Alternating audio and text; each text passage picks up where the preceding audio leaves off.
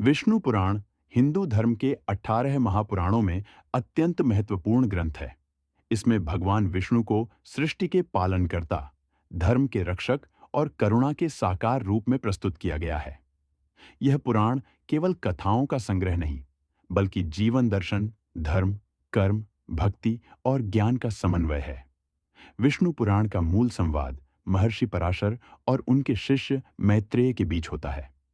मैत्रेय सृष्टि की उत्पत्ति, देवताओं की भूमिका, अवतारों का उद्देश्य और मानव जीवन के लक्ष्य को जानना चाहते हैं। पराशर ऋषि विष्णु की महिमा का वर्णन करते हुए ब्रह्मांड के रहस्यों से पर्दा उठाते हैं। पराशर ऋषि कहते हैं, सृष्टि के प्रारंभ में केवल परब्रह्म नारायण थे। न आकाश था, न पृथ्वी, न प्रकाश, न अंधकार। वही अनादि, अनंत, निर्विकार परमात्मा जल में शेषनाग पर योग निद्रा में स्थित थे। निर्विकार परमात्मा जल में शेषनाग पर योग निद्रा में स्थित थे। जब सृष्टि की इच्छा उत्पन्न हुई, तब भगवान विष्णु की नाभि से कमल प्रकट हुआ और उस कमल से ब्रह्मा का जन्म हुआ। ब्रह्मा ने सृष्टि की रचना का कार्य आरंभ किया। पंचमहाभूत, लोक, ग्रह, दिशाएं, देवता, दानव, मनुष्य, पशु पक्षी सब उसी दिव्य योजना का भाग बने।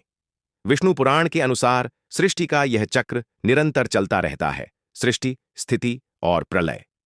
ब्रह्मा सृजन करते हैं, विष्णु पालन करते हैं और शिव संहार करते हैं। यह त्रिदेव का संतुलन ही ब्रह्मांड की गति है। विष्णु पुराण में काल को अत्यंत व्यापक रूप में समझाया गया है। 4 युग, सतयुग, त्रेता युग, द्वापर युग और कलयुग एक महायुग बनाते हैं। 1000 महायुग मिलकर एक कल्प बनता है, जो ब्रह्मा का एक दिन होता है। सतयुग में धर्म 4 चरणों में स्थित था। त्रेता में 1 चरण घटा, द्वापर में 2 और कलयुग में धर्म केवल 1 चरण पर टिका है। कलयुग में अधर्म, लोभ, अहंकार और मोह बढ़ते हैं। परंतु विष्णु पुराण यह भी बताता है कि इस युग में भक्ति सबसे सरल और श्रेष्ठ मार्ग है। मनु और मानव वंश की उत्पत्ति, सृष्टि की व्यवस्था हेतु मनु का प्रादुर्भाव हुआ। मनु को मानव जाति का जनक कहा गया है। विष्णु पुराण में विभिन्न मनुओं का वर्णन है। स्वायंभुव मनु, वैवस्वत मनु आदि। स्वायंभू मनु के पुत्र पुत्रियों से पृथ्वी पर समाज की स्थापना हुई। राजधर्म, गृहस्थ धर्म, वर्ण व्यवस्था और आश्रम प्रणाली का क्रमबद्ध वर्णन विष्णु पुराण में मिलता है। भक्त प्रहलाद की कथा विष्णु पुराण की सबसे प्रसिद्ध कथाओं में भक्त प्रहलाद की कथा है। प्रहलाद असुर राजा हिरण्यकशिपु का पुत्र था, परंतु वह बाल्यकाल से ही भगवान विष्णु का परम भक्त था। हिरण्यकशिपु को वरदान प्राप्त था कि वह न दिन में मरेगा, न रात में, न घर के भीतर, न बाहर, न मनुष्य द्वारा, न पशु द्वारा।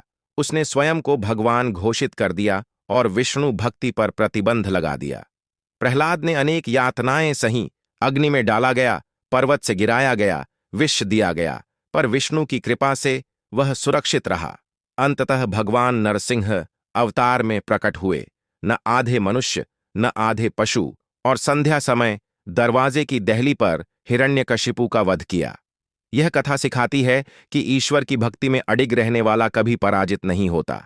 भक्त प्रहलाद की कथा विष्णु पुराण की सबसे प्रसिद्ध कथाओं में भक्त प्रहलाद की कथा है। प्रहलाद असुर राजा हिरण्यकशिपु का पुत्र था, परंतु वह बाल्यकाल से ही भगवान विष्णु का परम भक्त था। हिरण्यकशिपु को वरदान प्राप्त था कि वह न दिन में मरेगा, न रात में, न घर के भीतर, न बाहर, न मनुष्य द्वारा, न पशु द्वारा। उसने स्वयं को भगवान घोषित कर दिया और विष्णु भक्ति पर प्रतिबंध लगा दिया। प्रहलाद ने अनेक यातनाएं सही। अग्नि में डाला गया, पर्वत से गिराया गया, विष दिया गया, पर विष्णु की कृपा से वह सुरक्षित रहा। अंततः भगवान नरसिंह अवतार में प्रकट हुए।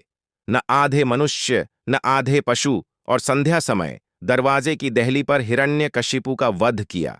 यह कथा सिखाती है कि ईश्वर की भक्ति में अडिग रहने वाला कभी पराजित नहीं होता। यह ग्रंथ स्पष्ट करता है कि वर्ण जन्म से नहीं, कर्म से निर्धारित होता है। ब्राह्मण का कार्य ज्ञान और तप, क्षत्रिय का कार्य रक्षा, वैश्य का कार्य व्यापार और शूद्र का कार्य सेवा है। सभी एक दूसरे के पूरक हैं।